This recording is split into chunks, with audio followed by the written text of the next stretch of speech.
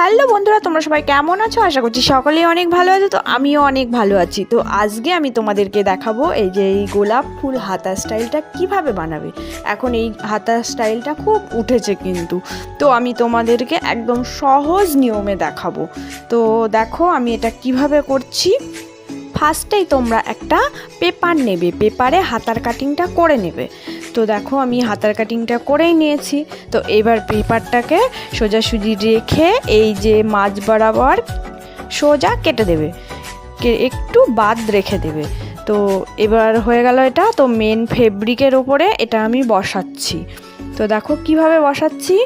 এই যে কাপড়ের টুকরোটা আমি কিন্তু কোনাকুনিভাবে বসাচ্ছি, বসিয়ে এটা রাখছি। এই পেপারটা ঠিক যেমন করে বসাচ্ছি তোমরাও এভাবেই বসাবে। এবার আমি দাগ দেব, মার্কিং করে নেব, নিয়ে আমি কেটে দেব।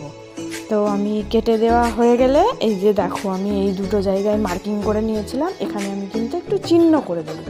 তো এটা কিভাবে সেলাই করব সেটাও আমি তোমাদেরকে দেখাচ্ছি। তো ফার্স্টেই আমি এই যে মার্কিং করা জায়গাটা ছিল এখান থেকে এই অবধি আমি পুরোটা সেলাই করে নেব। তো সেলাই করা হয়ে গেলে এটাকে আমি সোজা করব। কিভাবে সোজা করছি দেখো। তো এইভাবেই তোমরাও করবে। এবার দেখো এটা গোলাপ ফুলের মতনই লাগছে। এবার আমি মাঝখানে একটা মতি বসিয়ে দেব। তো মতিটা আমি ছুঁচসুতো দিয়ে সেলাই করে সেট করে দিচ্ছি। তারপর আমি তোমাদেরকে দেখাচ্ছি এটা কেমন হয়েছে।